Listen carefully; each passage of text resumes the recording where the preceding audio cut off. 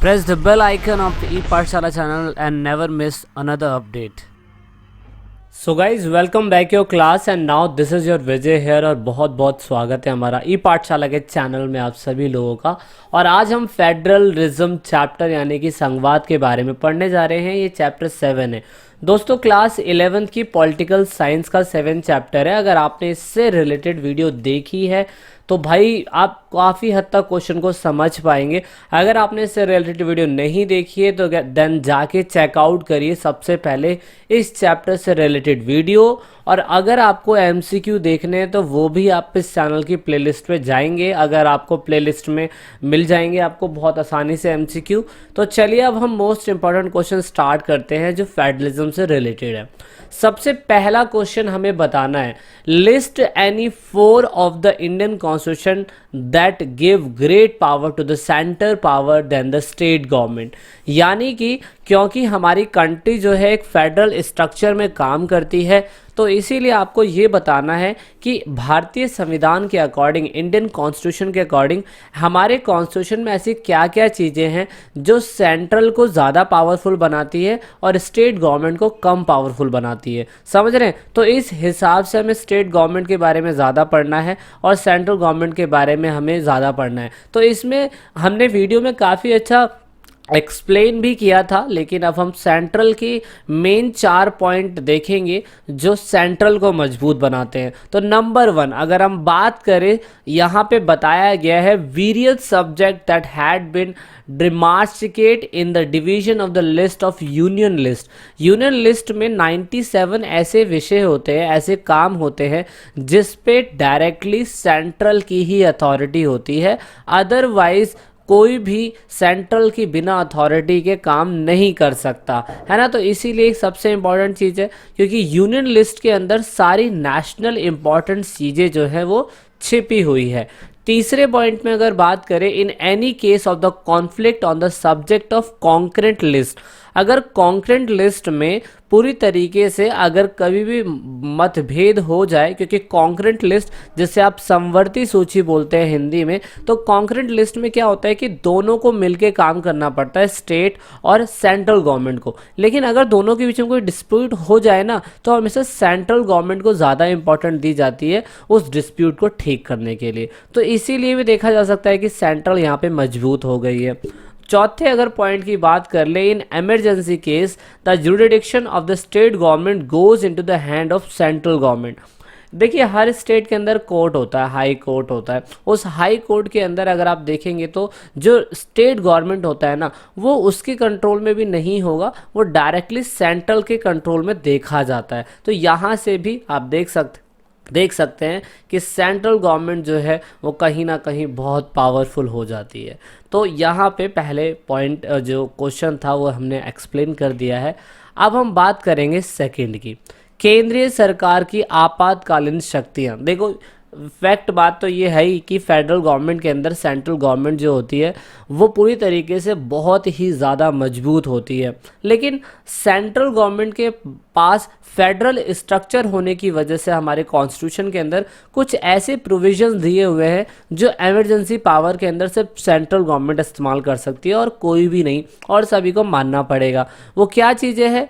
क्योंकि हमारा जो गवर्नमेंट है वो पूरी तरीके से यूनियन है, इसलिए वो यूनिटरी फॉर्म में काम करता है जहाँ पे सेंट्रल की ही चलती है। The central government exercise the legislative and executive power of the state but the state legislature and executive is not dissolved। यानी कि जो सेंट्रल गवर्नमेंट होती है ना, अगर मान लीजिए कि किसी स्टेट के अंदर राष्ट्रपति शासन लग जाता है तो राष्ट्रपति शासन लगने के बाद वहाँ की एग्जीक्यूटिव और वहाँ के लेजिस्लेचर का पूरा कंट्रोल सेंट्रल गवर्नमेंट के अंदर आ जाता है, जो कई बार दिल्ली में और बहुत ऐसे राज्यों में हुआ है जहाँ पे राष्ट्रपति शासन लगा है। तो उस केस में भी देखा जा सकता है कि ये उनकी इमरजेंसी पावर है और यहाँ पे लेजिस्लेचर और एग्जीक्यूटिव कुछ भी नहीं कर सकते हैं, वो अपनी खुद की सभा भंग भी नहीं कर सकते। तो ये एक पावर है। If the emergency is declared in the particular state due to failure of constitutional machinery, वही अगर किसी स्टेट के अंदर कोई फाइनेंशियल क्राइसिस हो जाए या किसी सरकार का ना बनना हो या राष्ट्रपति शासन लगाना हो, ऐसे टाइम पीरियड में ना सारी की सारी पावर सेंट्रल के हाथों में चली जाती है। और ये बहुत इंपॉर्टेंट है कि राष्ट्रपति अपने हाथ में सारे काम ले लेता है। ऐसा बहुत बार दिल्ली के अंदर हुआ है, बहुत बार गोवा के अंदर हुआ है और बहुत बार बहुत सारे स्टेट्स में हुआ है। तो ये उनकी कहीं ना कहीं क्या पावर थी, आपातकालीन स्थिति में इमरजेंसी पावर सेंट्रल गवर्नमेंट की हमें देखने को मिली। अब बात करते हैं हम थर्ड की। आपको ये बताना है कि वे कौन से कारक हैं जो संघवाद को सफल बनाता है। हमारे इंस्टीट्यूशन के हिसाब से अगर देखा जाए तो कॉन्स्टिट्यूशन में हमने यूनिटरी और फेडरल यानी कि संघात्मक और एकात्मक दोनों चीज़ों का इस्तेमाल किया है। लेकिन अगर संघवाद हमारी कंट्री में सफल है तो उसके क्या कारण हैं? तो नंबर 1, क्योंकि हमारे कॉन्स्टिट्यूशन लिखित है, हमारी जुडिशरी इंडिपेंडेंट है, हम म्यूचुअल ट्रस्ट और कॉर्पोरेशन करते हैं, हम पॉलिटिकल पार्टीज जो है हमने मल्टी पॉलिटिक पार्टी सिस्टम किया हुआ है और हमने हर किसी के काम अलग अलग लिस्ट में डिवाइड किए हुए हैं कि सेंट्रल के काम अलग होंगे, स्टेट के काम अलग होंगे, स्टेट और सेंट्रल दोनों मिलके भी काम कर सकती है। तो ऐसा हमने क्लियर डिस्ट्रीब्यूशन बनाया हुआ है। सो दैट इज़ वाई संघवाद जो है हमारा सफल है। 5 मार्क्स का, 4 मार्क्स का, 6 मार्क्स का अगर क्वेश्चन आता है तो भाई आप इन्हीं की पॉइंट को एक्सप्लेन कर दीजिए। और ये आपको वेरी वेरी इंपॉर्टेंट क्वेश्चन में मैं शुमार इसलिए कर रहा हूँ क्योंकि भाई ये पेपर में तो इतनी बार आया है, बस आप इस क्वेश्चन को पढ़िए और लिख देना है बस आपको, और कुछ नहीं करना है। नेक्स्ट बात करते हैं हम क्वेश्चन नंबर 4 की। भारत के संविधान में क्योंकि हमने फेडरल स्ट्रक्चर अपनाया है लेकिन कहीं ना कहीं यूनिटरी स्ट्रक्चर भी देखा जाता है, यानी कि यूनिटरी फीचर्स भी देखा जाता है। तो आपको बताना है कि यूनिटरी फीचर्स क्या है कॉन्स्टिट्यूशन का, वो हमें बताना है। तो आप देख सकते हैं यहाँ पे सबसे पहले यूनिटरी फीचर्स में जो एकात्मक यानी कि जहाँ से किसी एक के हाथ में शक्ति दिखाई देती हो वो है हमारी, देख सकते हैं संघीय सूची, जिसे आप यूनियन लिस्ट बोलते हैं। यूनियन लिस्ट के अकॉर्डिंग 97 काम यानी कि 97 सब्जेक्ट्स ऐसे हैं जो डायरेक्टली फेवर करती है सेंट्रल गवर्नमेंट सिर्फ अपने ही हाथ में। तो यहाँ से यूनिटरी फीचर दिखाई दे रहा है। दूसरा, हमारे इंडिया के अंदर सिंगल सिटीजनशिप है, ये एक यूनिटरी फीचर्स हमें दिखाई दे रहा है।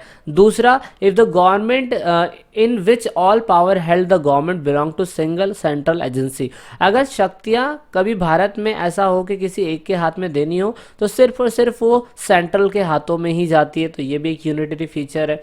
दूसरा, unitary state is a sovereign state govern as only single unit, central government is a supreme. कभी कभार ऐसा भी देखा गया है कि एकात्मक जो राज्य होता है ना वो पूरी तरीके से सेंट्रल के अंडर में ही काम करता है। कोई भी स्टेट गवर्नमेंट देख लो वो पूरी तरीके से जवाबदेही होती है सेंट्रल के प्रति। तो यहाँ पे एकात्मक शासन की ये विशेषताएं हमें देखने को मिलती है। तो ये एक पॉइंट था। क्वेश्चन नंबर अब 5 की बात कर लेते हैं।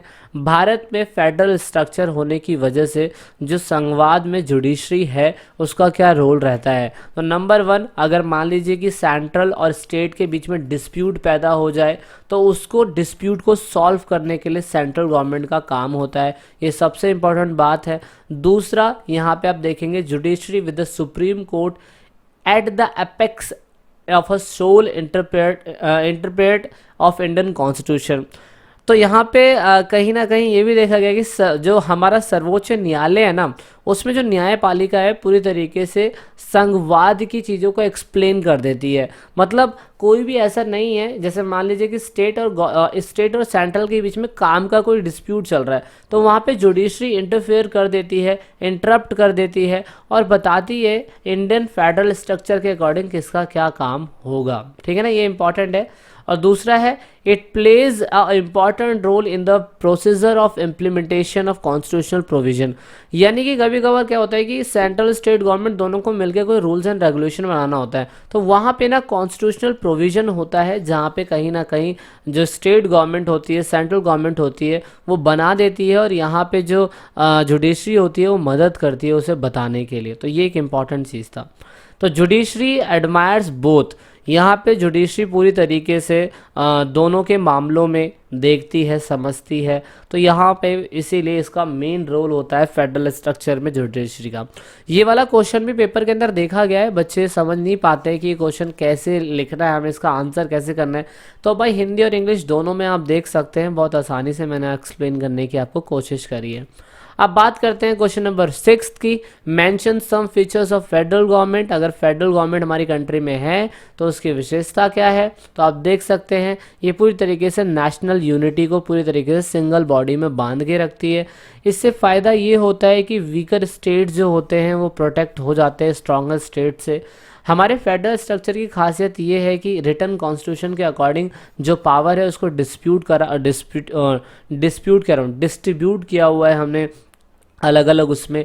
फेडरल गवर्नमेंट पूरी तरीके से यहाँ पे आप देख सकते हैं कि यूनिटरी है हमारी कंट्री के अंदर, डाइवर्सिटी होने के बावजूद भी अलग अलग लोग हैं, अलग अलग सोच है, अलग अलग राज्य अलग अलग तरीके से काम करते हैं, लेकिन फेडरल स्ट्रक्चर होने की वजह से सब लोग मिल के काम कर लेते हैं। तो ये एक खासियत हमें देखने को मिलती है। So this is in 6th। अब बात करते हैं हम 7th क्वेश्चन की। आपको बताना है explain the financial relation between the union and the state government, यानी कि राज्य और संघ के बीच में अगर फाइनेंशियल रिलेशन अगर देखा जाता है तो वो क्या है। तो ये थोड़ा सा ट्रिकी क्वेश्चन हो सकता है, तो ये इम्पॉर्टेंट है। तो यहाँ पे आपको बताना है कि राज्य सरकार के पास ही जो पैसा होता है वो पूरी अपनी ब्रांचेस में मैं कह सकता हूँ कि बांटने का काम उनका होता है, लेकिन वो संसद से टैक्स लेती है, मतलब कह सकता हूँ पार्लियामेंट से पूरी तरीके से पैसा उठा सकती है।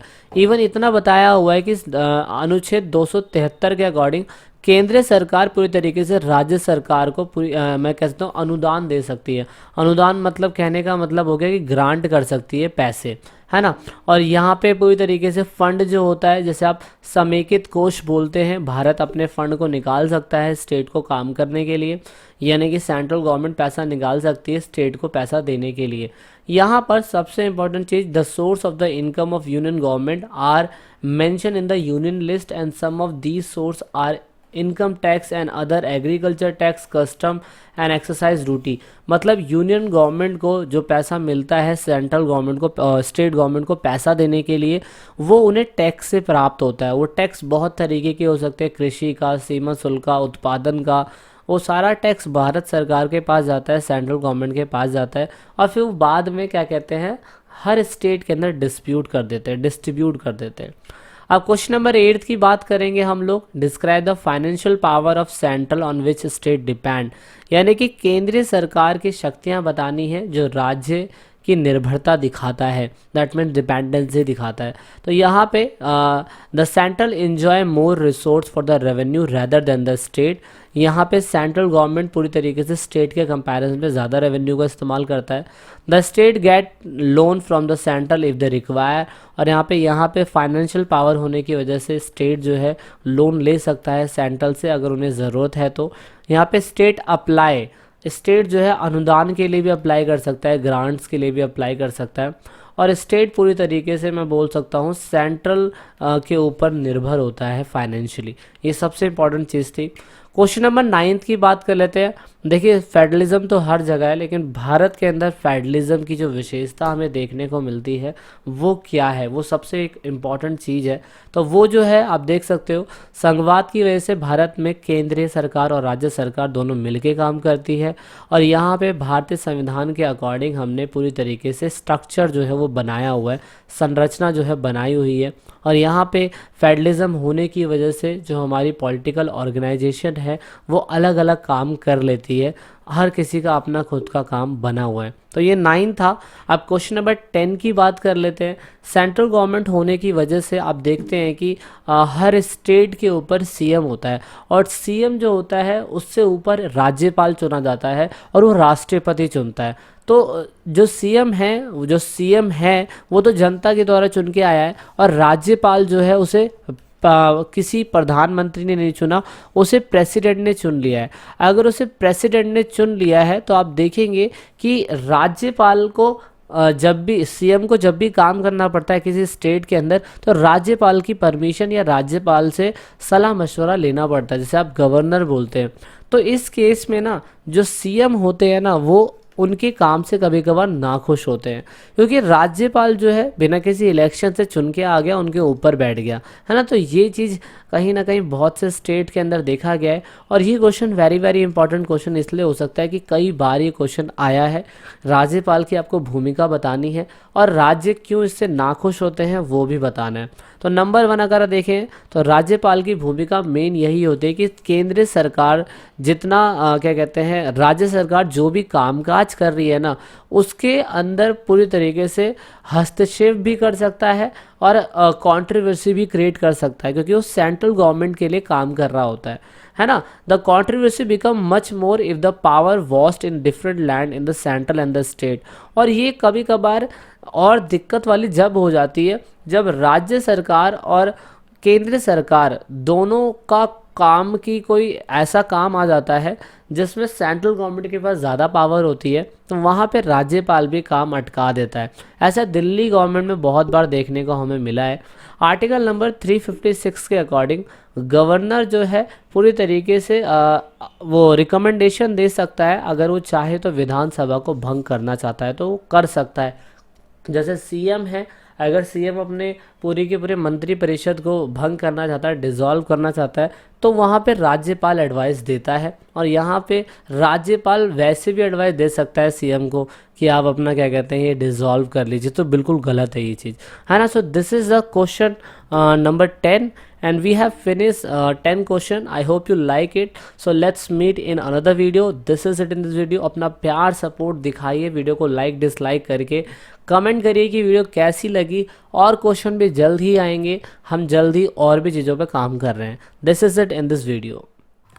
तो लास्ट में दोस्तों, अगर आप वीडियो को देख रहे हैं और ई पाठशाला चैनल के आप सब्सक्राइबर हैं या नए सब्सक्राइबर हैं, तो ई पाठशाला की टीम से आप सभी को यही रिक्वेस्ट है कि आप इन सभी वीडियो को अपने दोस्तों के साथ शेयर ज़रूर करें और कोशिश करें कि आप दूसरों को शेयर करवाने के लिए बोलें, क्योंकि आप जितना वीडियो को शेयर करेंगे उतना ही हम और लोगों की मदद कर पाएंगे, क्योंकि पढ़ेगा इंडिया जब भी बढ़ेगा इंडिया।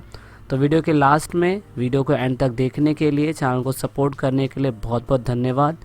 जय हिंद, जय भारत।